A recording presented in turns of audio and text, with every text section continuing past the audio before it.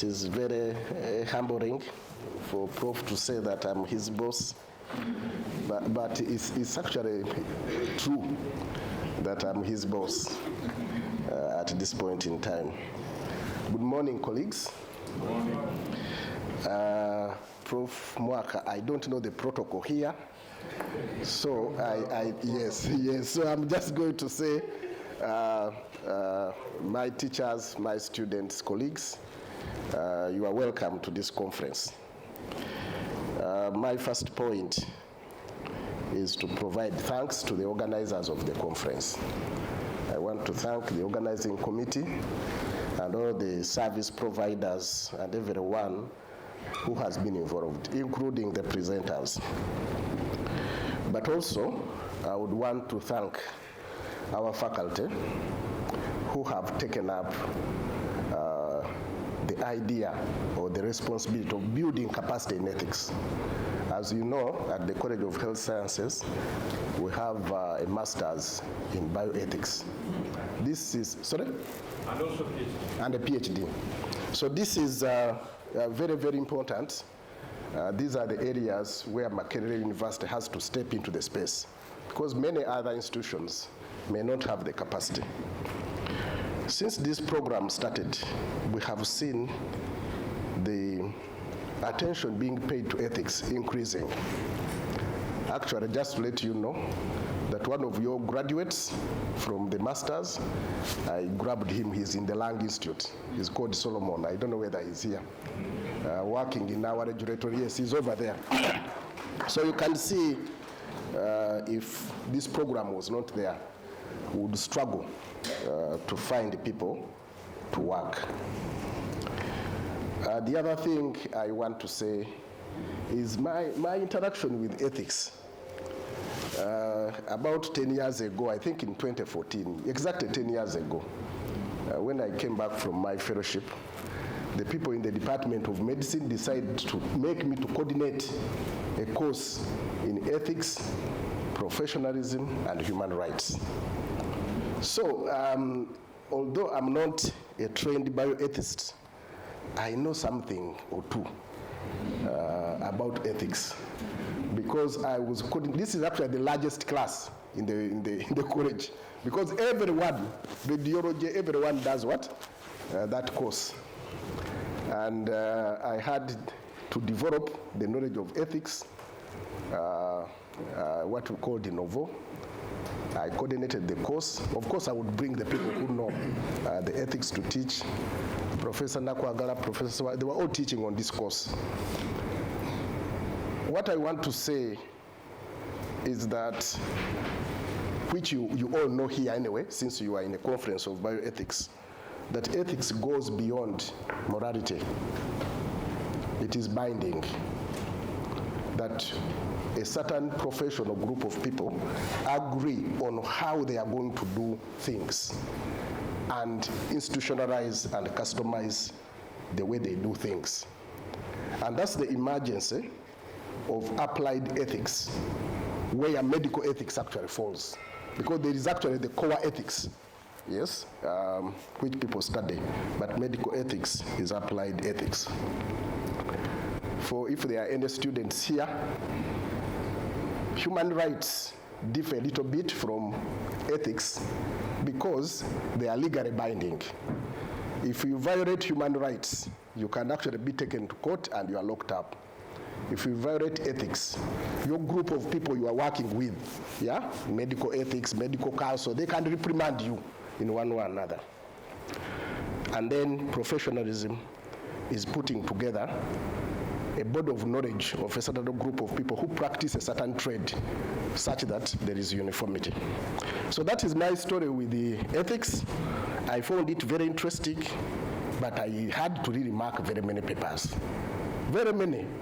Actually, when I started this course, half of the class would fail. The people who are teaching would know. Half of the class would fail. You know why? Because they thought this was very easy. I remember our questions these people would give me.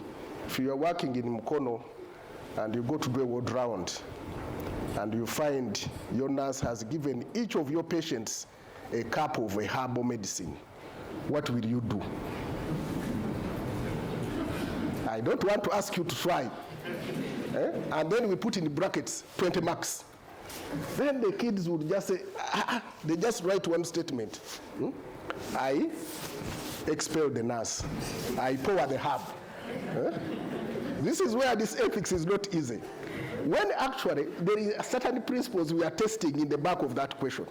And if you don't write them, you don't get any marks.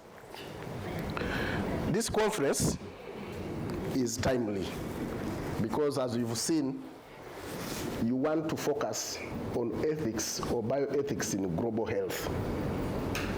Now, Professor Wakam, I don't want to attempt to define global health. But in simple terms, global health is where people from different backgrounds are working together. And I hope this conference will forge a way of solving these issues. People of different backgrounds, in most cases, it is from the rich to the poor countries, yeah? But could be from low-income countries to income countries. How do we ensure that the ethics is maintained in such situations? One of the situations, Moha here has been, sorry I missed your keynote address. You have been talking about epidemics. These epidemics, they present a unique situation for ethics. And in most cases, we are working with people, with people from different backgrounds. I will give an example. For example, when we have been having this Ebola, the recent one was in January, we're working with different groups of people, with different interests. And I want to tell you, colleagues, that the research enterprise is not as innocent as it looks on top. Yeah? It's actually an enterprise. Somewhere, somehow, someone has an interest. Now, how do we make sure that in these situations we maintain the ethics? I will give you one example. This one is real. You know, I did the trial in January, the vaccine trial. This is the concept of a placebo. All of you know what a placebo is, right? If you are going to prove that a drug works or a vaccine, you must compare it to what? To a placebo. Yeah?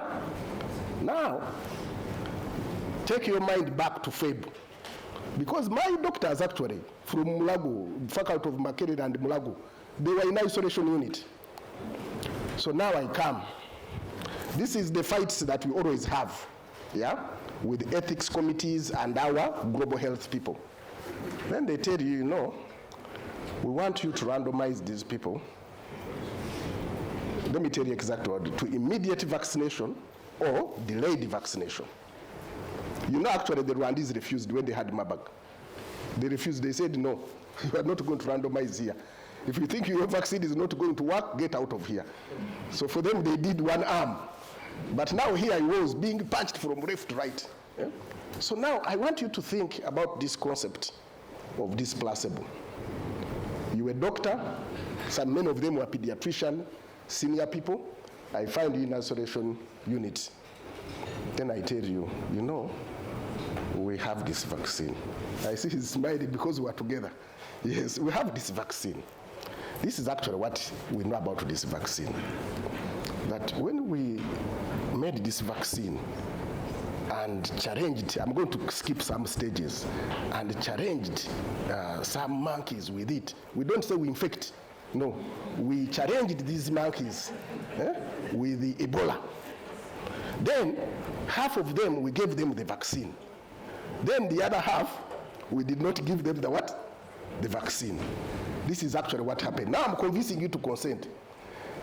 The monkeys that were challenged and did not get a vaccine, all of them died. The ones which got the vaccine, all of them what? Survived. I want you to sign this consent such that I randomize you with a chance of not getting the vaccine. You see the peculiarities of these epidemics and ethics. What would you do?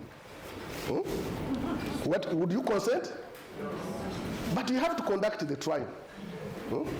Someone somewhere in global health has given you money to conduct the what? the trial, with some people being vaccinated and others not being what? Vaccinated. So in a way, the organizers, professors and others, what I'm trying to say is that although this is a small conference, it is very, very important. You can see without overcoming that conundrum, we are not going to have a vaccine for Ebola Sudan. You get it? I can give you another example. We have tried to do that vaccine twice. Before we have reached any 20% of enrollment, the epidemic ends. So when I go to ethics committee, I tell them, I want to have a living protocol. They say, no, Bruce, this is madness. You want us to approve air? This is what they ask me. You're going to approve air. Where is the vaccine? I tell them, no. Let me have my protocol approved. The only thing missing is the what? The vaccine. When the vaccine comes, I will come and tell you, say, no. Get out of here. So the outbreak comes. I start writing the protocol, describing the vaccine, submitting the IB, getting trial insurance. I don't start the what? The trial. You see. So in a way, I want to conclude by, of course, you are here, you're all ethicists, by convincing you that this is a very important conference that is working on practical solutions. And we hope that we can find answers to some of these challenges that I have mentioned, which are in real life. I want now to end my remarks. You know, I didn't see this coming, that now wherever you go, you have to give opening remarks. Here I have even smuggled in some ethics. And I was supposed to greet you, thank you, and say, I now declare the conference open. Yes. But at least I sneaked in some things to think. So I want to use this opportunity, ladies and gentlemen, to open this conference and wish you nice discussions.